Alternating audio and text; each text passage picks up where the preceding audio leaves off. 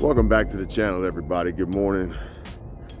Today I'm actually going to make a slightly different video and answer some questions that I've been getting in the comments about my van. The first question I'm going to answer is should you buy a van or an RV? And it's kind of a trick question because I don't know exactly what you should buy. However, in my experience, when shopping for an RV or a van, I soon found out that a van is actually considered an RV.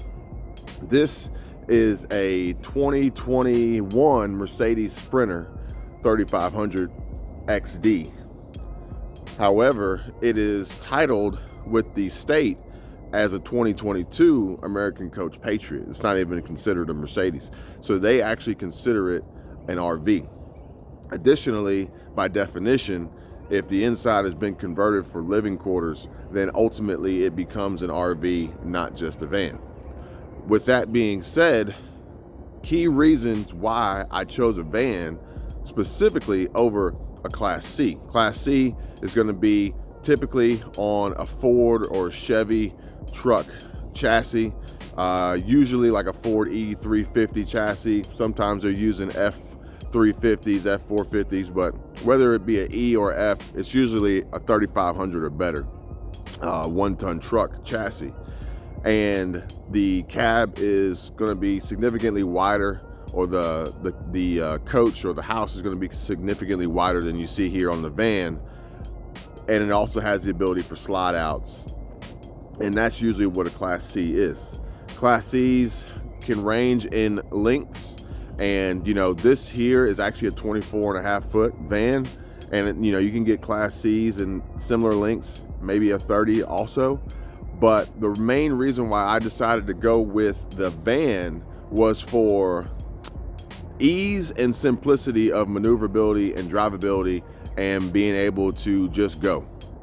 Because although this has a height restriction, as you can see, we have solar panels and air conditioning and a sunshade awning up there that adds to the height of the van. It's already high as it is, but then you add the four-wheel drive component, which also increases the height due to the suspension, which is another reason I'll get into as to why I chose this. The Class B, which is a van, the van is considered a Class B. That's the reason why I chose to go that route, because it's smaller, it's sleeker, it's easier to maneuver, it's easier to park. There's a thing called stealth camping, basically, and this allows much more of the ability of stealth camping in the event you need to, versus a Class C. You see a Class C parked anywhere, it's pretty obvious what's going on. This can kind of blend in most instances. It is pretty big, pretty large, but for the most part, it'll kind of blend in, and it'll kind of be a question of maybe, maybe not. The other main reason why, and I'll flip this around so you can see, one of the other main reasons why I chose to go the route of the Class B is, I don't know if you can see it.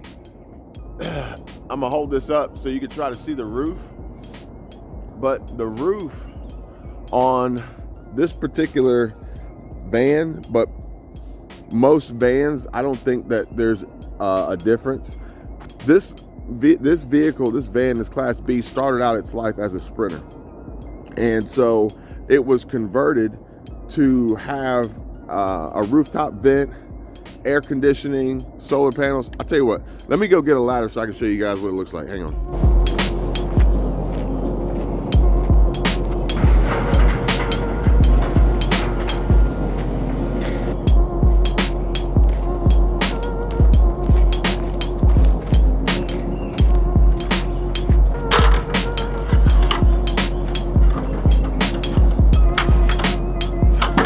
All right, let's take a look up here, give you guys a better view, and excuse the filthiness of this. We just got back from a road trip and need to clean this thing up, and it's also been sitting underneath my little forest here, and having a lot of debris falling on it. But the main thing I wanted to point out on these Class B vans is, like I said, they start their lives out as vans. It started out as a Sprinter, a Mercedes Sprinter 3500 XD, which means it already had a roof on it. So in this situation, we have a max airflow vent, we got 3 solar panels, we got satellite or TV antenna, this air conditioning unit, a breather exhaust vent for the bathroom, full wet bath, and this sunscreen awning. And they are attached to this van roof, and they have a sealant that is added to maintain their watertight or waterproof ability to keep water from getting inside the van. This is one of the main reasons why I really like the Class B, is because these are added to the existing roof of the van. These are added to the existing roof of the van, not added to the membrane roof of a Class C. And this requires less maintenance because all you have to do is maintain the sealants versus the sealants and the membrane on the Class C's. You've probably seen Class C's, they've got those white roofs, and over time they start to deteriorate, and they're really hard to fix or replace. With this, all I have to do is the sealants. I don't have to replace the actual roof itself because it was part of the van. So ease and simplicity of maintenance on the roof was my number one concern, because I didn't want to get water leaks inside the van or inside the RV, because then that could lead to deterioration inside. It could lead to mold, it could lead to floor rot, all sorts of things I didn't want to do. And that's, you know, why the van component is, because it's all a van.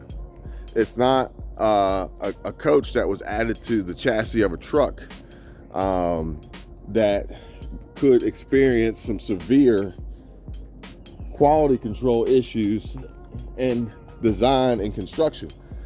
You go out right now and try to buy a camper, more than likely a Class C camper, they're going to be less expensive. No doubt the Class B is more. Theoretically, you're paying more for less.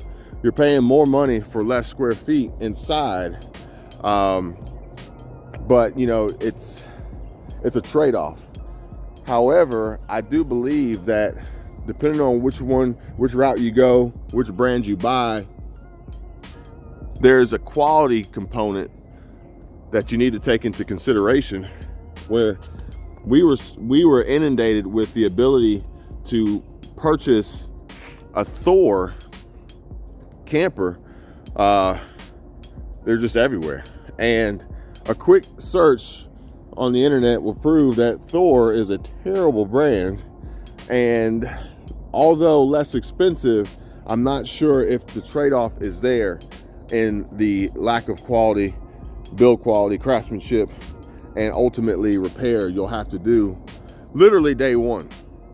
We were looking at a, I can't remember the name or the model. I think it was like a Freedom Elite. I think they call it a Freedom Elite Thor. And brand new, in the walkthrough, there were problems. And basically the solution recommended to us was go buy a bag of screws, go buy some wooden shims, go buy some duct tape and a tool set, and have it with you because you're going to need it. They weren't like, oh, we'll fix it before we deliver it to you or anything like that. They're like, it kind of is what it is. They're cheap for a reason, and this is what you got to live with. And I really wasn't okay with that, in addition to not having the freedom and flexibility and maneuverability of the smaller Class B. So those are some of the main reasons why I went that route. Another is that this one in particular it actually has 5 seat belts. So more than just my wife and kid can bug out. We can bring additional passengers with us. It has room to actually sleep 3, which is really uncommon. Usually they sleep 2, barely, but this can sleep 3. And it also is pretty much 100% battery powered off lithium ion batteries. So we can theoretically get off grid and be self-sustained pretty much as long as we have water, because power won't be an issue. So between the sun and driving and it being on and charging the batteries, we will have plenty of power. Our biggest concern would just be water. So what I want to do is I just want to give you guys a quick look at it in case anybody out there is considering picking something like this up and having this as a possible tool in their prepper package. I know it's a little odd to consider this a prepper tool. I'm going to close this screen. I'm going to close this screen so we don't get bugs in here flying around. I don't know if you can see that. That's a pretty cool feature. So I have the door open, but I have this screen. I don't know if that'll pick up, but I have the screen here slid open so that we can still have access, like a view of the outside, open air, and also keep the bugs out. Again, this is not cleaned. We literally just got back and need to clean it up and get ready to stock it up and head on the road to our next trip. I know some commented in a previous video that they were interested in learning more about property in South Dakota, particularly property that's going to appeal to the prepper, who it's a community for those who want to stockpile, who want to prepare and plan for the likelihood of an event occurring where you kind of need to take you and your family to a safe location and have the ability to isolate yourselves for a long period of time safely, conveniently, and pretty much in a remote, desolate location, ideally around like-minded people, in a community pretty much semi off grid. I mean, I think to reach the community, it's like over an hour's drive on unpaved roads. So just to give you an idea, but we are actually going to clean this thing up and load it up and get ready for our next trip. And it may include actually visiting this community to bring you guys that content so you can see it firsthand and get our experience and review of it. And maybe you may be interested in it as well. But here you can see, I'm gonna back this camera up to get a better view. We have storage, and this is what they consider the chassis. This is the Mercedes chassis from here forward, these two seats forward. Mercedes build quality, very comfortable on long drives. Heated seats. I think they have options for massaging seats, but this one just has heated seats. Mercedes infotainment center, navigation, pretty much all the bells and whistles you'd expect out of a Mercedes. These seats do swivel and can turn around so that they become part of pretty much the house. And there's a desk here, so if you turn this chair around, you have this desk here where you can eat or work out of. We have plenty of power outlets. You can see here we got a 110, and we're able to plug in a traditional brick to charge phones. We got USB plugs there. Additional storage here, which is actually housing our cabana right now for when we are out and about. Here's that Scott's toilet paper that I mentioned in a previous video, and I'm gonna put that up so we have it. I'm building out a tool bag with essentials. Right now it's just got a few fittings for hose hookups for when we want to fill up our water tank. In addition, I do have this water filter that goes in line when filling the tank, so that the water that we do get in our tank is as clean as it can possibly be. Although we won't consume it, we will use it to rinse food off and potentially possibly shower. Here we have a sink, which again, we need to clean these dishes. And we have plenty of storage down here. We have a refrigerator, and a pretty good sized refrigerator with some of the goodies left over from our last trip.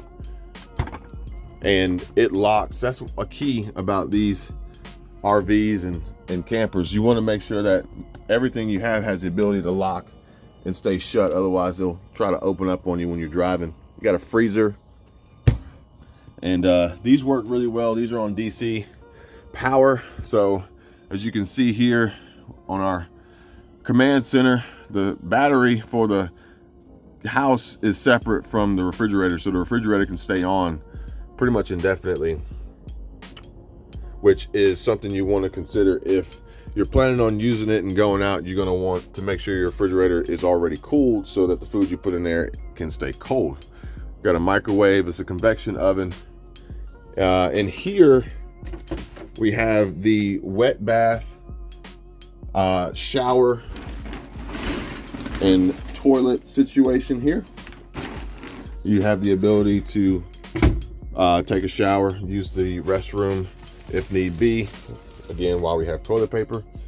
Additional storage here and here. We have some paper towels and cups in here right now. We got to get this organized and ready. And yeah, so the beauty of, you know, having this and preparing to take off is doing it with a 12-year-old who likes to leave her crap everywhere. So like I said, this is part of the cleanup that we need to do. But back here is this is where you can actually seat 3. We have the seat belts here. We only have one right now for our daughter, and she has a control here, so she can control the lights and the recline of the seat, the air conditioning, the audio controls, the TV, etc., etc. More charging ports. TV back here for entertainment, also for, you know, putting YouTube on and staying up to date with our fellow preppers channels and the information they provide. We got a table here that we can use to work out of. More storage.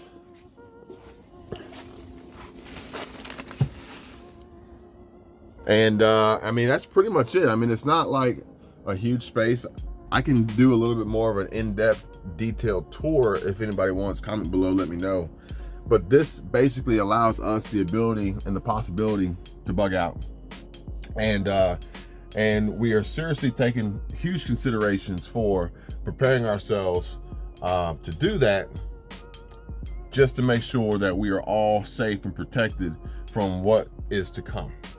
And I think that right now, one of the best possibilities would be for us to find ourselves in a location that is a little bit more rural, a little bit secluded, more secluded, and, you know, just kind of away from all the hustle and bustle of the big city, especially when shit hits the fan. So I'll keep you guys informed of that. We can't give away every single detail because obviously you want some privacy with this. Otherwise, you know, everybody's going to just flood the area, or potentially flood the area that we land in. So if you have interest in it, comment below, shoot me an email. I'll put my email in the description and we can talk about it some more. But ultimately, we want to find ourselves in a position to be in a sustainable community and be able to produce a sustainable lifestyle while also having the ability to save money and have the ability and freedom and flexibility to be mobile and move at a moment's notice when needed, depending on the situation. So that's it for today. Thank you guys for watching. Thank you everybody for subscribing. If you haven't subscribed, subscribe now. Hit the notification bell, give the video a like. Hit me up in the comments, and I'll see you guys on the next. Take care.